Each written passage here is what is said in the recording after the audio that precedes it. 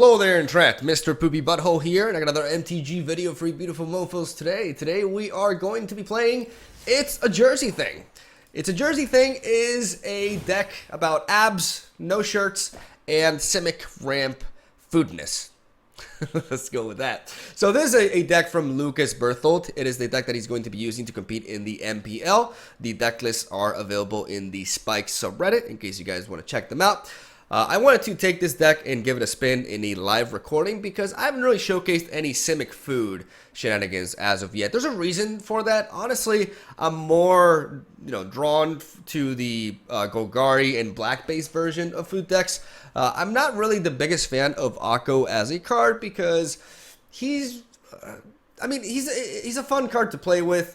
But he's also a little bit busted in my opinion, and it's not really a design for like 3-mana Planeswalkers that I'm super happy about personally. Regardless, I really do think this is a very powerful deck, and it is nonetheless very fun to play. We ramp, we play food synergies, we abuse Wicked Wolf with Akko, which is one of the major cores in this deck. Like, we have a good portion of this deck is focused on ramp, right? We have Gilded Goose, Paradise Druid, Leaf King Druid. And all of these can ramp us into big threats such as Nissa, into Hydroid Crassus. We also have a couple of Voracious Hydras, and Questing Beast to apply pressure to more slower Planeswalker-driven decks, for example. But the big thing that makes this deck really strong against all the aggro decks running around is, as I mentioned, the Wicked Wolf Akko combo. And, Goose deserves a nice mention for it as well. Wicked Wolf with Akko is extremely potent, as the ability to gain indestructible every time we sacrifice a food is absolutely massive. Not only versus aggro decks, but also against control decks with board wipes. Wicked Wolf can enable us to apply pressure constantly without having to worry about losing our board state to said board wipes and single target removal as well. Wicked Wolf has a bit of a Ravenous Chupacabra sort of effect that is much better than Ravenous Chupacabra versus aggro decks because of the 3/3 stat line that we can continuously increase with the presence of food. Because of Akko's high loyal stat, he becomes really hard to remove, especially if we play him on turn 2. Especially if we curve out into him in turn 2 with Gilded Goose while going first.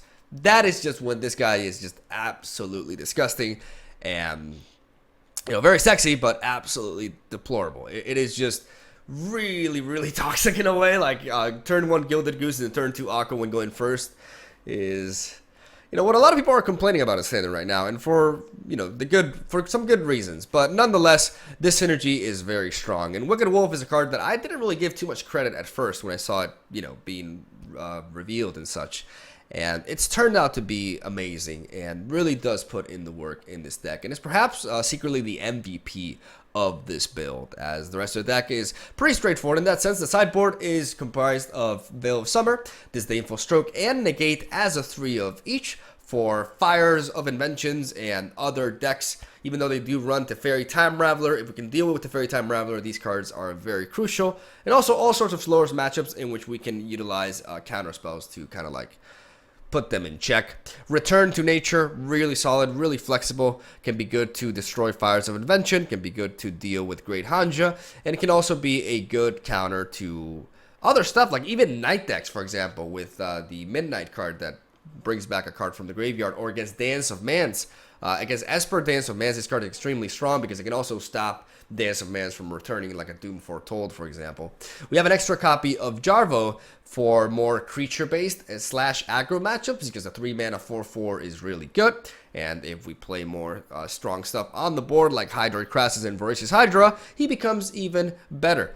Because in said matchups, especially green and red-based, Jarvo is all about stats, and those matchups are all about stats themselves because they revolve around damage in order to deal with things. So Jarvo can put a lot of work there. And a couple of Agent of Treacheries for matchups which drag out a little bit as well to get some very powerful value swings in our favor.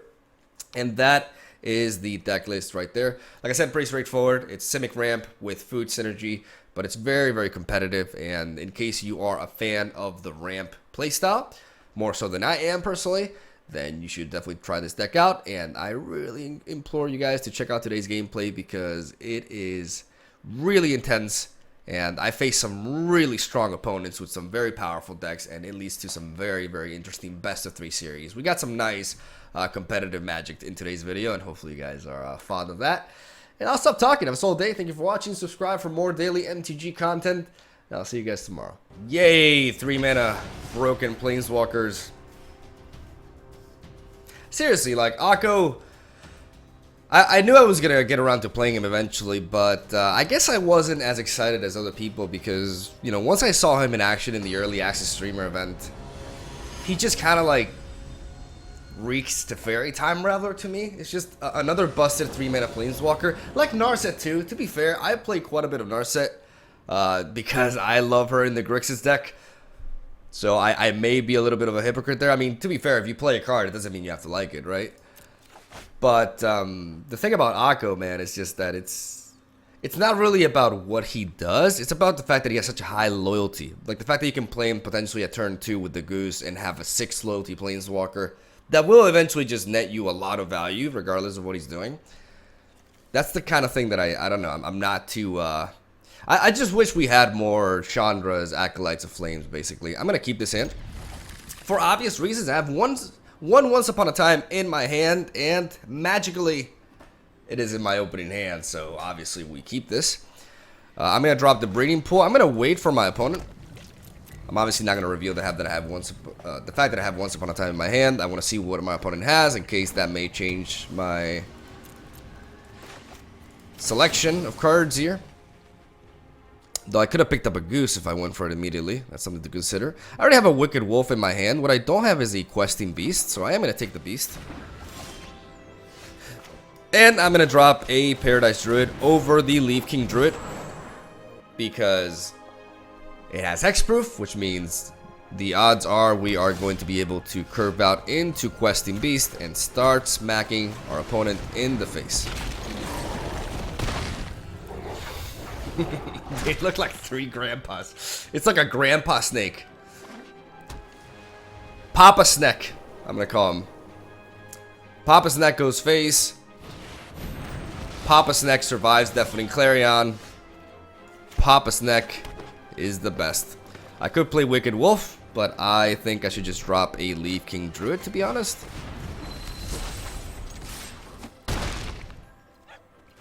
Because I don't want to play Voracious Hydra just yet, even though I could. But, I mean, I could make a pretty decent 4 or 5 Voracious Hydra. That probably could be what I don't know. I want to go a little bit bigger, though. He's also, like, being Jeskai, he's probably going to have to resort to board wipes anyways. Drawn from Dream. So he's definitely playing Fires of Invention in this deck. Fires of Invention Jeskai is the more mainstream way to play it. I think, ladies and gentlemen, we are just going in with the Voracious Hydra.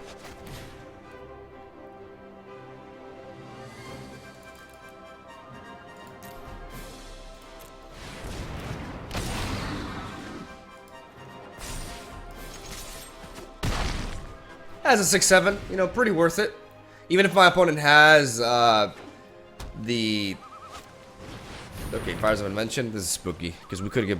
He could have like a 5 mana clear here if he is main decking it. Shit. All right.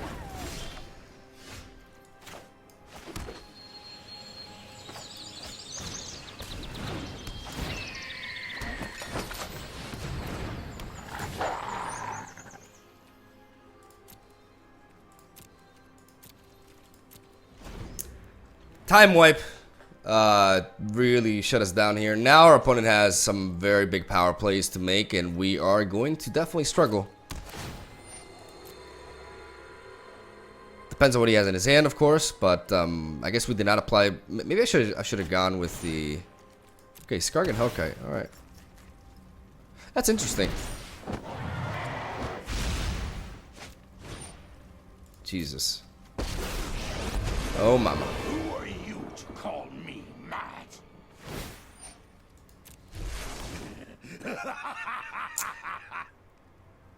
This is looking tough for us.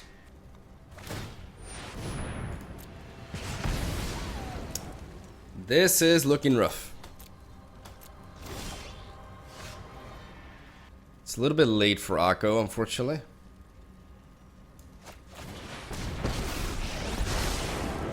Every tale about me is absolute nonsense and absolutely true. If I make this a 3/3, I could trade into the dragon potentially. I could also just make this 2. I don't know what to do here.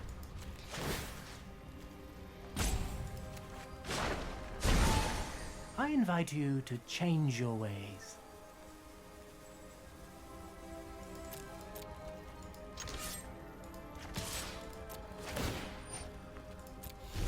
Listen to them roar!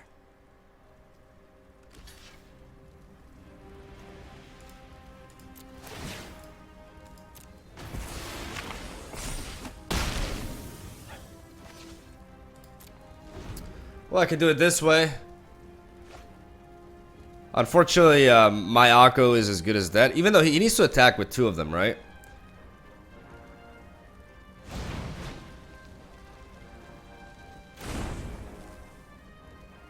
Wow.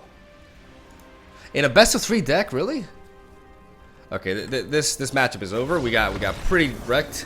Hopefully, with the sideboard, we can change things though, because we're definitely going to be playing negates, disdainful strokes, and also return to nature. How about Agent of Treachery? Agent of Treachery can also be really key, right? Yeah, I do want to play this too. I don't think we need Wicked Wolf as much, even though he can be pretty good because he can survive hits. Jarvo can be a good card to curve out into. Voracious Hydra is also interesting. This is going to be awkward because we definitely want the counters.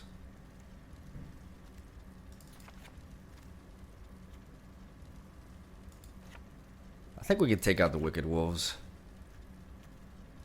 You know, they do survive board wipes, but they're also a little bit too... They're not impactful enough. I'm going to take out the Voracious Hydras as well for Agent of Treacheries. Maybe 1 Akko as well. Let's go with this. Focus more on like the counterplay, even though Teferi Time Raveler could be a thing. But we do have stuff like Questing Beast for that. Like, going aggro seems like the solution. Okay, we have turn 1 Goose and turn 2 Thief of Crowns, so that's just exactly where we want to be.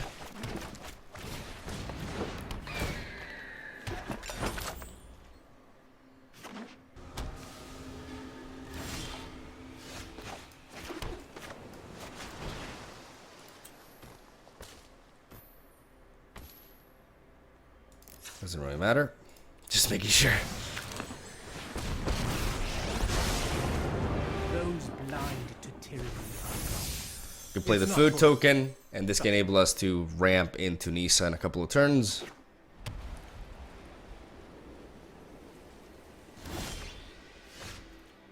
Once Upon a Time is pretty good here.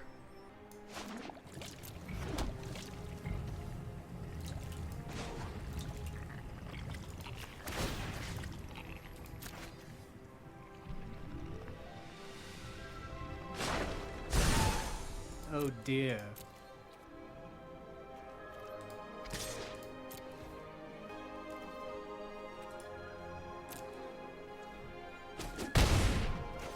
I do want to preserve the Goose. Like, okay, he goes for the Anticipate. I want to preserve the, I don't want to go for Once Upon a Time. I actually want to generate another food token, though I could do that with Akko. It depends on what my opponent does. But this is the power of, like, turn 2 Akko here.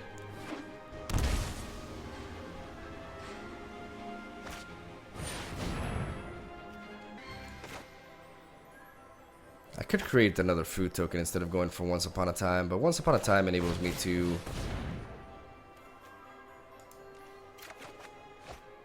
That's rough. The fact that I was going to draw all that stuff, that's pretty rough.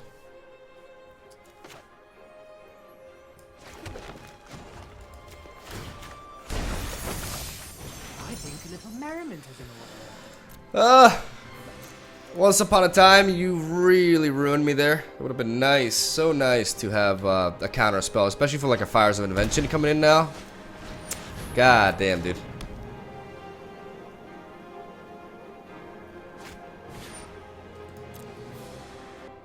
This really sucks.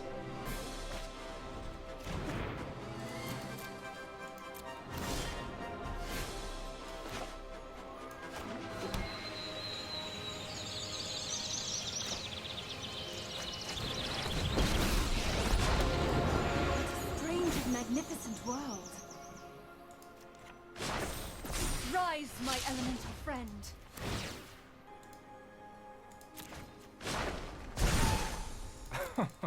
Surely you see the humor here. Alright, we gotta go face, and we gotta try to just overwhelm the opponent. If he has a board wipe, it doesn't stop. Doesn't stop lethal. Actually, it doesn't stop lethal. But the problem is he can go for 2 big plays here, right? I fight with a dragon's rage. Come to me. Okay, so that's 1 play. What's the second one? The neat thing about Fires of Invention is I don't have to worry about instant plays. Like, everything that's coming towards me, it's coming during his turn. But obviously, we gotta finish off this game as early as we can. This dragon will stop my Paradise Druid from attacking.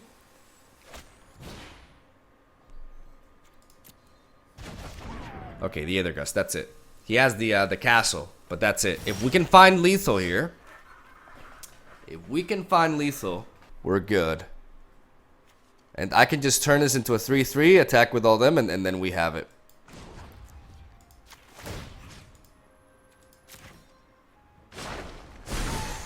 I invite you to change your ways. Gotcha. Alright. Game 3. Game 3. Like I said, we need... I mean, Akko was pretty good there, but I mean, he was amazing, but I still don't think I need more than 3 copies of him. I think I'm going to keep it like this. So let's go with this. It's too slow of a hand.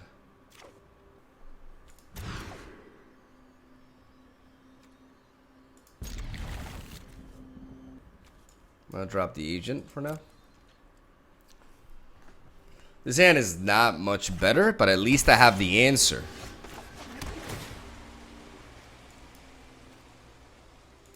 At least I have the answer for Fires of Invention with Return to Nature.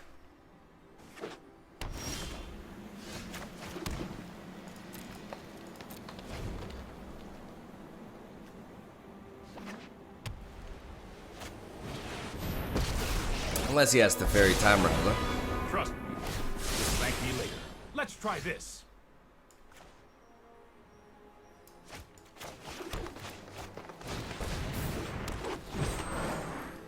Alright, this Paradise Druid is actually a pretty neat draw because it can enable us to curve out into Nissa earlier.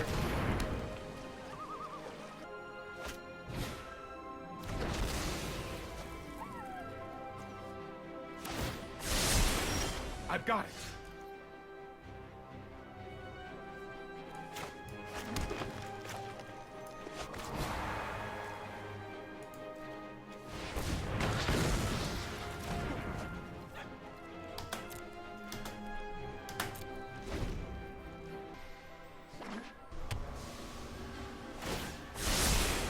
Trust me, I have a plan.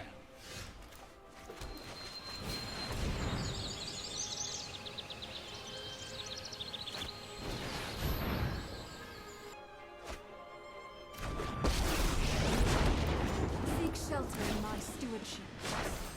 The land shall conquer you. I won't let you win.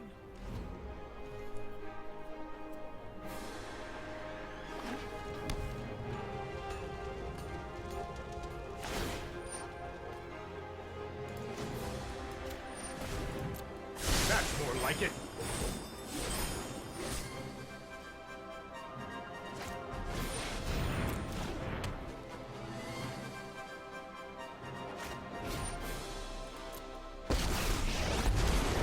If you haven't heard of me, then get ready to meet my flames.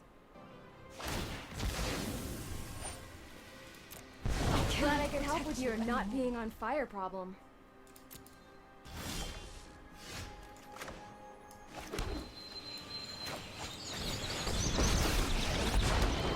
I will aid you. The land fights for us. This is hardly my worst defeat. Gotta smack that down, and I gotta try to apply more pressure with the second Nissa. The second Fire of Invention is on, and we weren't able to counter or anything. So we're in a bit of a pickle here. Okay, so I guess there's no point in trying to answer those. Right, so we know he can't do anything right now. That's good. I think at this point we just try to make the biggest crasses possible, or maybe not. Maybe we go with the maybe we go with the goose.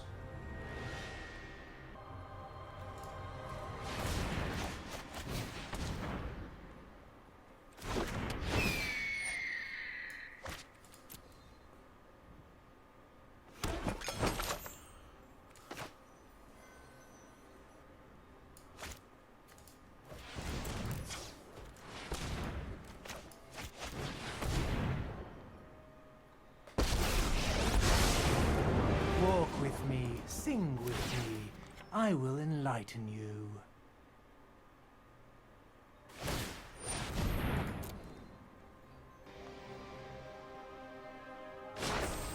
Rise, my elemental friend.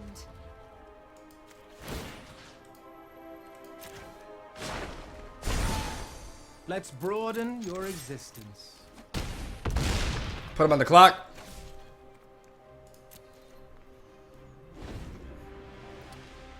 He wants to scry again. Before he had no plays though. He's limited to 2 plays per turn. He's scrying again. That's fantastic. Come on, we can do this. We can power through. Hey! Oh, there we go. Oh, nice. That was an intense one though. Fires of Invention is just scary to face, dude. I've started to main deck Elder Spell, by the way, because it's just like a really solid win condition. I'm actually gonna mulligan this, and I'll keep this. We'll drop one Akko here. We're lacking a blue source of mana, but we can still, if we draw lands, we can still play Wicked Wolf on turn 3.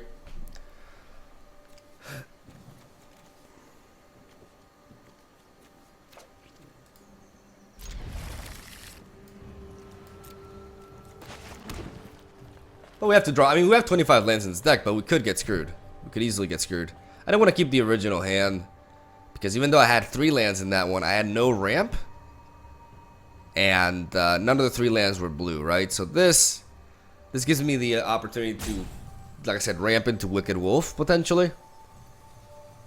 But we are at the mercy of our draws. That is the nature of Magic the Gathering. You know, we could just have the opposite. What's the opposite of Yugi? We could have like a, he's got Once Upon a Time, and it's just like he's in Fairyland or something. Just AFK. There you go. What was his name? What was like the villain from Yu-Gi-Oh?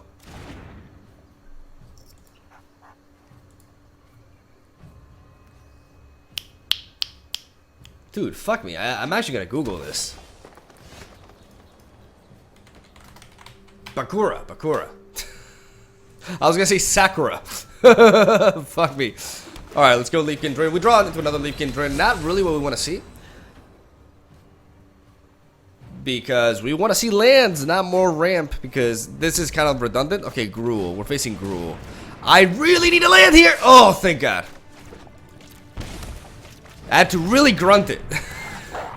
Because I gotta kill that. Ain't nobody got time for that. The funny thing about Akko is, even if he does curve out into this, how about the Voracious Hydra? How big are you? 5'3". That means you enter as a 3/4. Not enough. Not thick enough. So this turn we actually got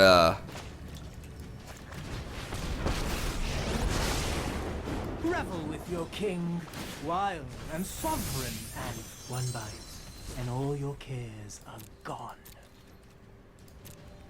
The cool thing is we are prepared for this now. We have the food for the doggo. The doggo has his food. Therefore, the doggo is motivated, and the doggo can trade into the questing beast now. Will he just smack me in the face or not? Because I'll kill this grandpa snake here. I won't be able to block both. Yeah, he knows it. He knows it. If I play a Paradise Druid here, I have 2, 4, 6 mana to cast this with, which means I can go 4. And 4 is just enough to trade into that. And I think that's ultimately worth it, because that enables me to play another food and start stacking up. I like this line of play. We Paradise Druid. And then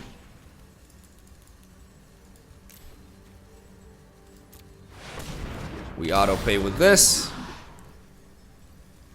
I could just go with like the double. Why not go with the double? I mean, he's playing Gruul. How does he deal with this?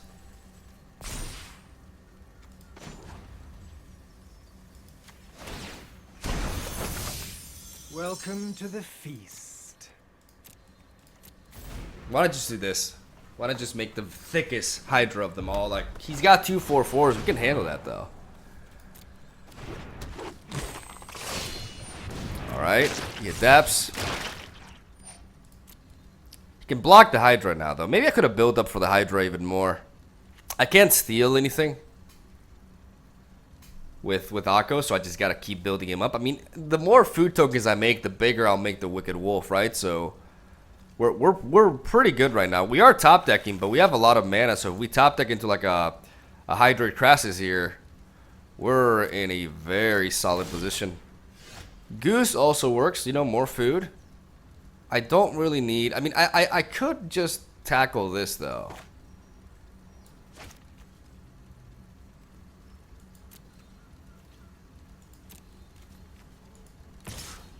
I need to start applying a little bit of pressure.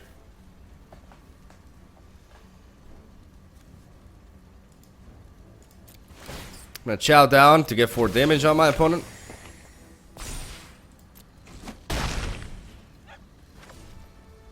I'm gonna play the Goose, who sounds like a hawk. Yeah. That was a terrible hawk impression, by the way. And we're gonna go for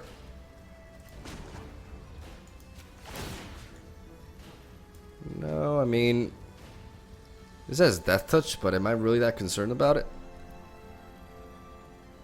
He could play another Questing Beast if I do this, right? No, it's still the same name, right? Yeah, still. Your look is enchanting.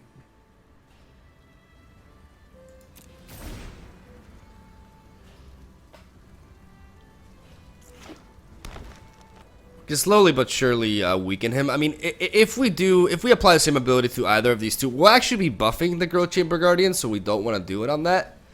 But on the Questing Beast, we take out the Vigilance, we take out the Death Touch, and those are pretty relevant things to take away. And that is a good card to steal.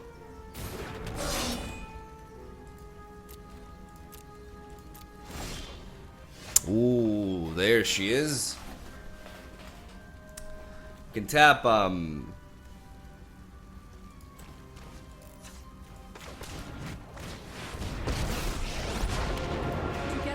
we will prevail. Behold, nature's true power. and I can steal this.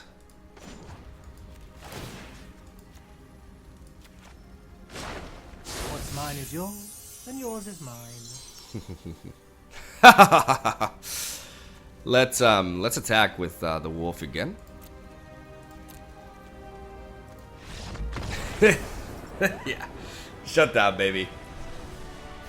Like, we just continue to pick at him with the Wicked Wolf. He doesn't want to trade into it, and we preserve everything else in the back. We definitely want a second copy of Jarvo in this matchup because we are facing Gruul. Gruul is all about them thick boys, so having thick boys of our own is a very good thing to have. I think we can drop a Questing Beast for, because ramping is pretty key here. But I think taking out one Questing Beast for the Jarvo makes sense. Let's go with this.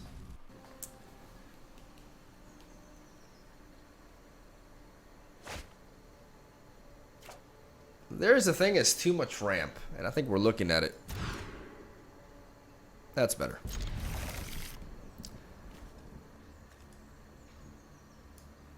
I'm gonna drop down the Temple of Mystery. It's nice to have the scry effect, but But I do want to lead off with the goose anyways. And I want to start generating food with the goose as well. Questing Beast is a pretty decent draw.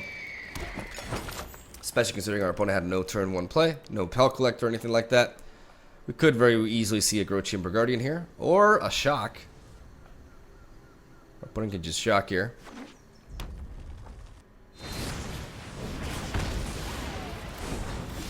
Or Stomp. Oh, that sucks. Oh, damn, that sucks so hard. That was pretty clutch for him. Especially with that Akko draw. Oof. And he could have a Questing Beast on top of that, but we have to go for this anyways.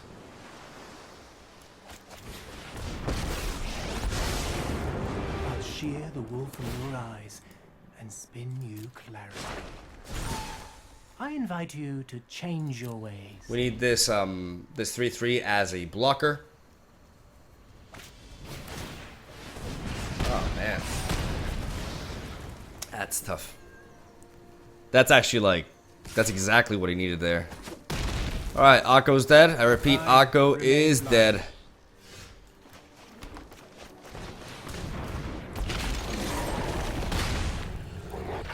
And we gotta smack him. We gotta try to see if we can get under him here.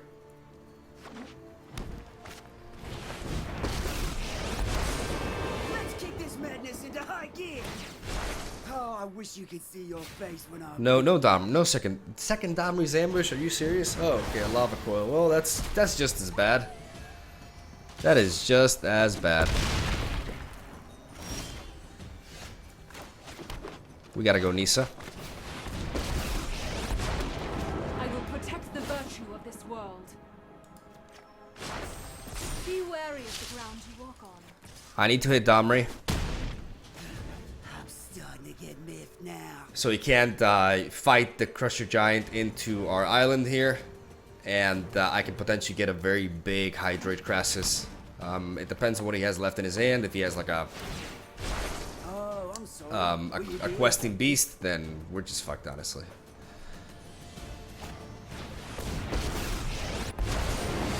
Just call me scrawny. That's more of the same. He got us good here. Oh, let the blighters feel the ground tremble. He just kept the pressure going. That Domri's ambush was absolutely devastating.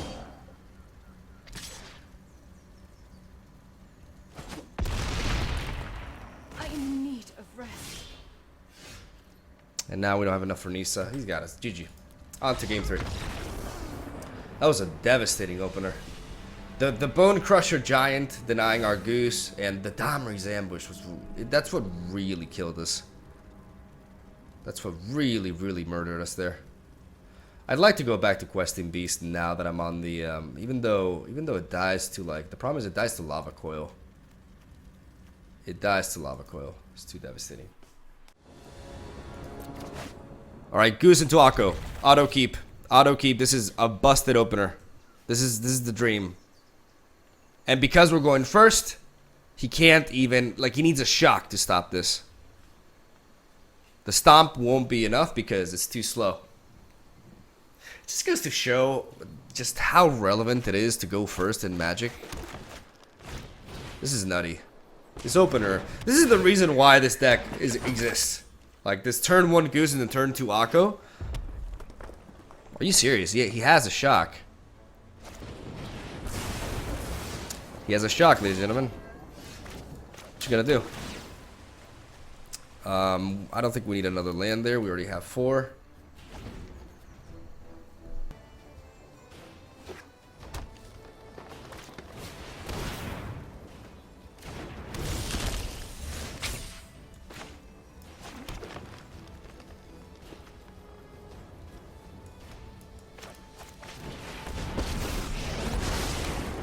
I will invert the world to watch kings grovel and worms rule.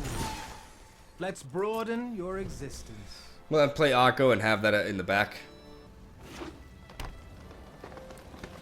Like, how could he clear my Akko here?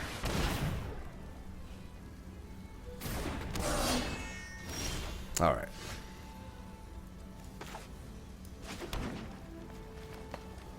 Jarvo would be nice, but everything else is just better.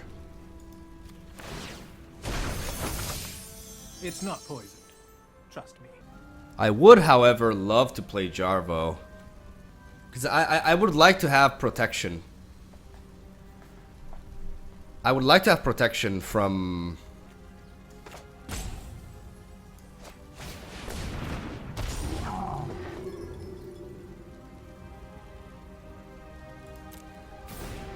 Because I want to have an extra food token with Wicked Wolf so I can protect it from a lava coil, basically. Like, from removal. If I can play Wicked Wolf with a second food token in the back, then I can keep this thing around for a long time. So that's why I'm just setting up the 4/4 instead. Be careful. I'm alright, nada. I wonder if he'll go for the +1. Come and destroy. Is that a Domri's ambush? It is.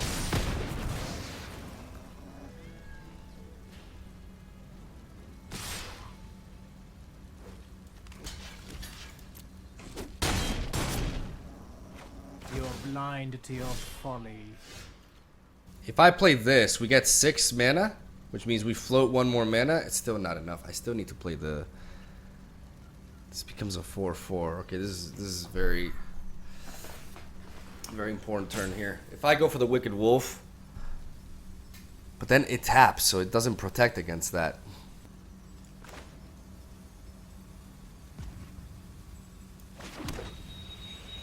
If I play the Wicked Wolf, it doesn't stop these.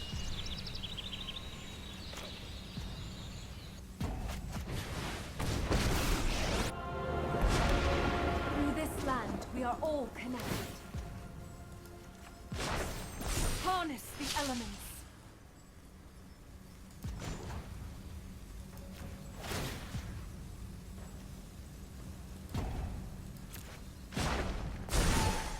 Your new look is enchanting. Oh, look at you. I can't kill Domri just yet.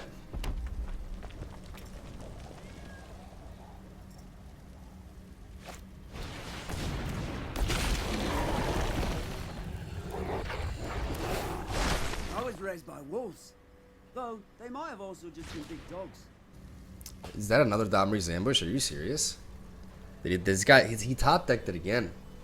You gotta be kidding me, man. Ah. Damn, he drew so well. He drew so well again. Double Domri's ambush into, like, he had the shock for the goose, and then right now he either drew a land, this, or the incoming Domri's ambush. That is nuts, man. Fight on without me. That is actually nuts, dude.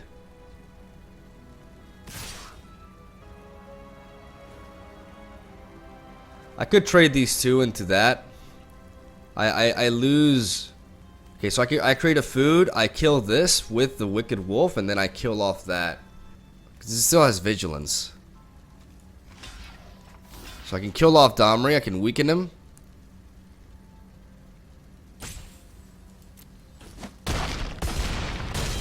I have to go like this.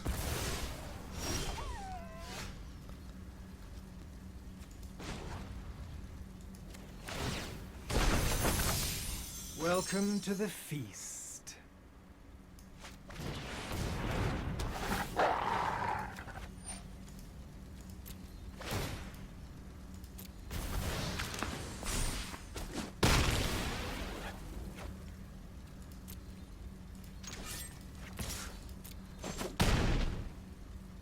Oh, you haven't seen the last of me.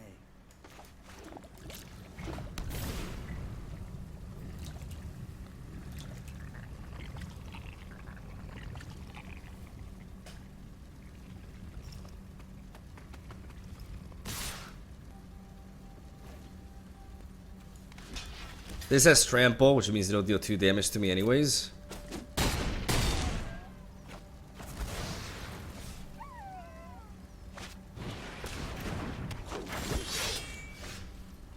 Okay.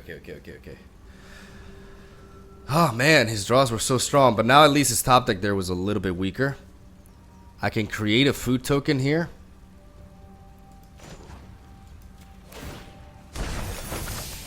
It's not poison. Trust me. If I play this, I can sacrifice the... I mean, this has hexproof, so there's no way he should be able to kill me here.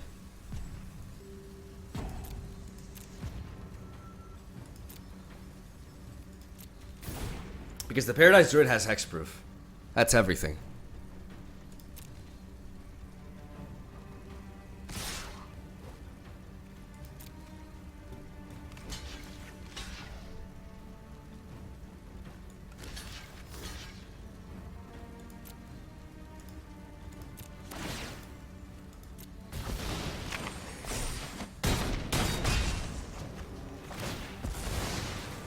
We got that down. Is that a land? Alright, alright, alright, alright, alright. Alright. Whew.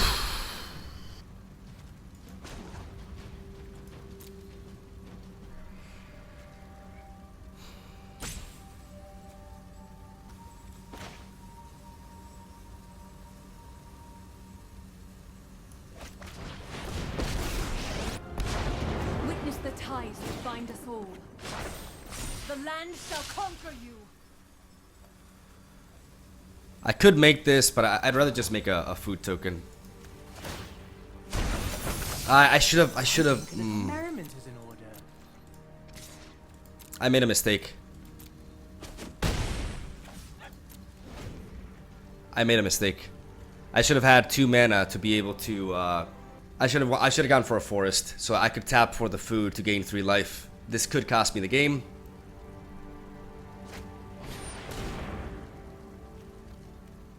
This could cost me the game.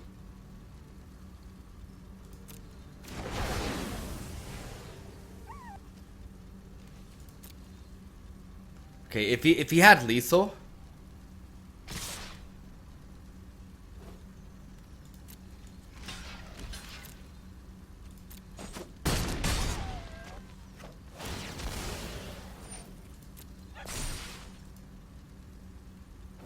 Oh my god. Oh my god. See, that was a huge mistake. I could have been punished there. I could have been I saw it after I did it. Oh my god, this could be a huge comeback here. Because I can even steal his shit. Oh my lord. First of all, let's play this. Let's get that down. Let's have food in the back so we don't die. But let's also start trading. I want this.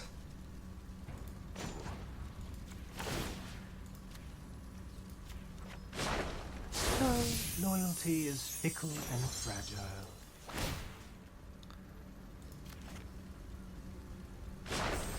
Be wary of the ground you walk on. I'm gonna attack with this because I need to put an end to this game soon.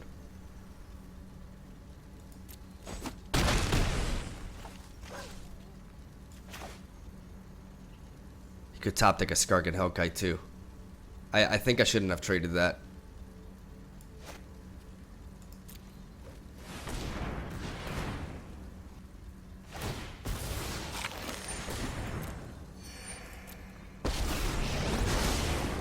I'll shear the wool from your eyes. Another mistake, guys. Surely Another mistake. I should not have stolen that. I should have created 2 foods. Because if he top decks... Okay, oh, we got him! Oh my god, this series. That was crazy. I was really frustrated by his opener. It was so crazy. But then his top decks just, you know, weakened a little bit after that. But the fact that he had the shock for my goose, and then he had the Domri's ambush. Oh my god, the double Domri's ambush. Oh, but then he decided to go face. He should have dealt with Akko. That was his big mistake. Whew. Dude, that was insane. That was 50 minutes. Those 2 best of 3 series were nutty. Holy fuck. So, again, it's important to... Even though we won, we made some key misplays in the end. Those last 2 turns, we misplayed. We should have played it safe. We should have had the forest tap for 2 mana, so we could sacrifice the food for 3 life. And then, the other turn, instead of stealing his creature, We should have just generated another food token and then played Akko and played another food token. With Nisa, we would be able to potentially sacrifice both in case he was running something like Skarg and Hellkite, which I'm not sure if he was playing. He could kill us, you know, with the 4 flying haste, even if we sacrifice 1 food. So, you know, important to know your mistakes, basically. It's the whole message behind this. That was crazy. This deck is obviously very powerful. We faced really strong opponents, though, who had really strong decks themselves, so it was not an easy task by any means. But hopefully you guys saw the potential in Simic, and hopefully you guys enjoy the games. Those were really intense. And yeah, stay tuned for daily MTG uploads from your favorite fake Brazilian card boy who gets salty at top deck sometimes. I'll see you guys tomorrow.